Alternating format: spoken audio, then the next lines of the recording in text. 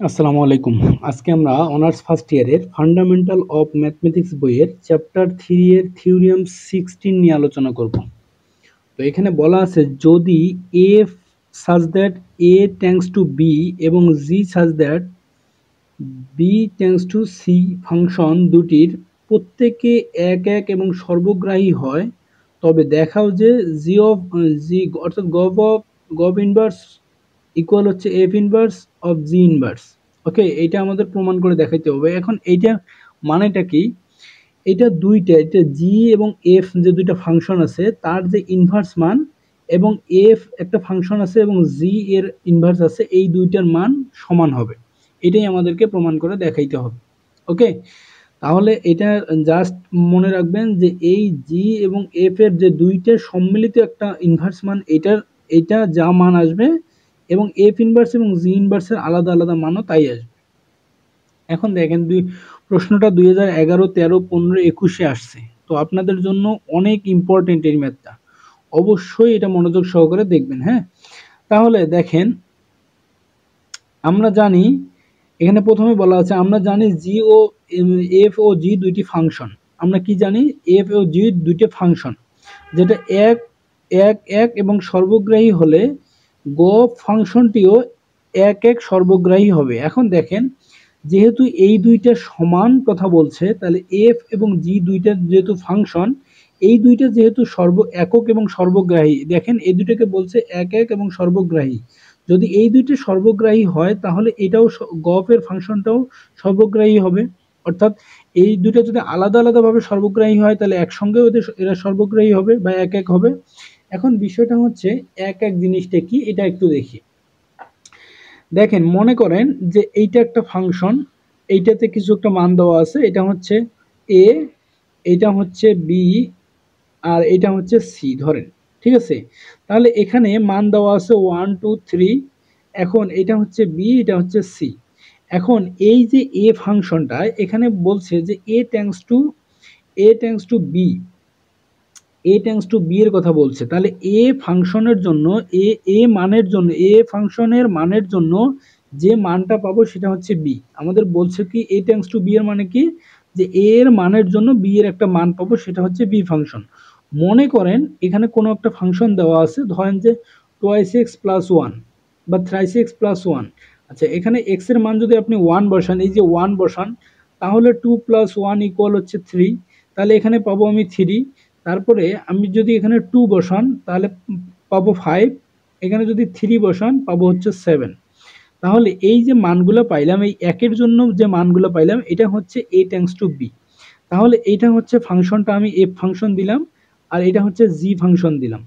তাহলে এখন এই যে থ্রির জন্য যে মানগুলো পাবো, ধরেন যে এখানে আমি মান পাবো 9, 11, মনে করেন যে 15, কথার কথা এটা আমি ধরে নিলাম যে এই যে বি এর মানের জন্য যেটা মান পাবো, এই জন্য এটাকে বলছে বি টেন্ডস টু সি। জি ফাংশনটা হচ্ছে কি বি টেন্ডস টু জি, অর্থাৎ বি এবং সি এর মধ্যে বি এর মান ইনপুট দেবো, সি এর মান ইনপুট পাবো, আউটপুট পাবো। ওকে, তাহলে এখন কথা হচ্ছে যে এই যে মানগুলো আমি পাইলাম এটা হচ্ছে এফ ফাংশন। ভালো করে দেখেন, আমরা এ এখানে হচ্ছে এ মান পাইলাম, আর এখানে হচ্ছে এফ অফ বি মান পাইলাম।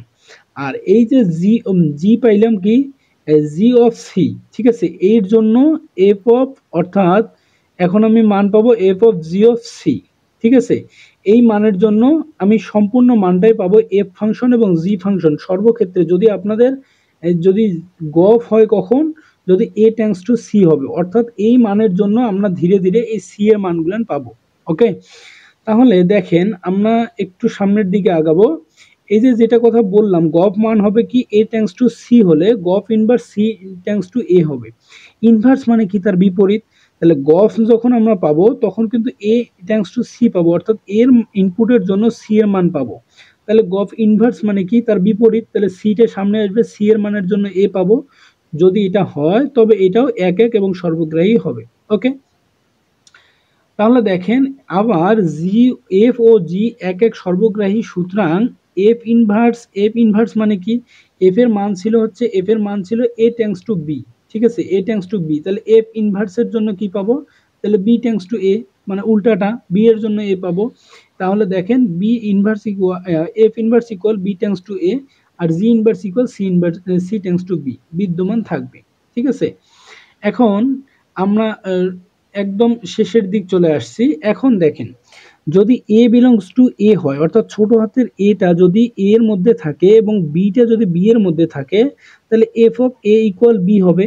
কারণ কি, যে এই যে এটা আর এইটা দুইটা একটা ফাংশন, এ আর বি দুইটা কি ফাংশন, এর এ ফাংশনের মধ্যে যদি এ উপাদান হয় আর বি বি ফাংশনের মধ্যে যদি বি উপাদান হয়, তাহলে এফ অফ এ মানে আমি যেটা বুঝাইলাম সেটা হচ্ছে এফ অফ এ মানে এই মানের জন্য, এটা যদি আপনি এ বিবেচনা করেন, এ মানের জন্য এফ অফ এ ইকুয়ালের জন্য বি পাবো। ঠিক আছে, এফ অফ এ এর জন্য আমি কি পাবো, বি পাবো। তাহলে এইটাই এখানে বলছে যে এফ অফ এর জন্য আমি বি পাবো। তাহলে এটাকে রাখলাম, এফটাকে এদিক পার করলে ইনভার্স হবে, এফ ইনভার্স বি। আর আরেকটা কথা হচ্ছে বি যদি বি এর মধ্যে থাকে, অর্থাৎ ছোট হাতের বি এর এই বি এর উপাদান যদি বি হয় আর সি এর উপাদান যদি সি হয়, তাহলে জি অফ বি, অর্থাৎ এখানে যে মানটা পাবো তার জন্য আমি এটা পাবো, তাহলে জি অফ বি ইকুয়াল সি পাবো। তাহলে দেখেন জি অফ বি ইকুয়াল সি পাইলাম। আর এটাকে যদি আপনি শুধু বিটাকে রাখেন, জিটাকে পার করে দেন, তাহলে ইনভার্স হবে। ওকে, এখন এখানে একটা কথা, যে গফ অফ এ যদি আমি ধরি, ভালো করে বুঝবেন, এখানে গফ অফ এ যদি আমি ধরি, তাহলে আমাদের মেইন যে কাজটা হচ্ছে আমরা এটা প্রমাণ করার চেষ্টা করব।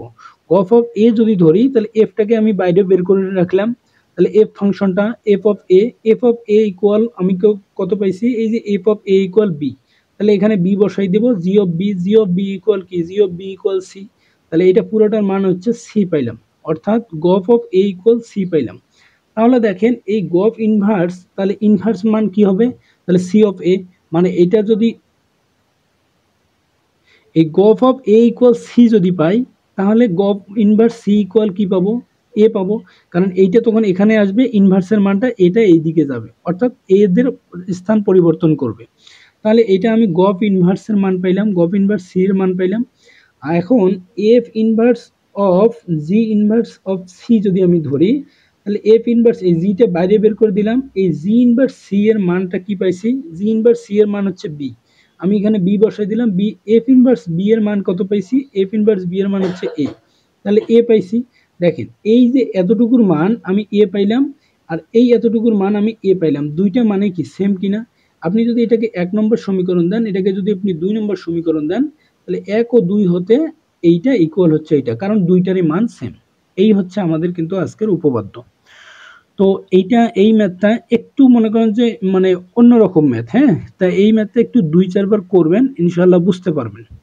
তো আমি আশা রাখবো আপনারা বুঝতে পারছেন।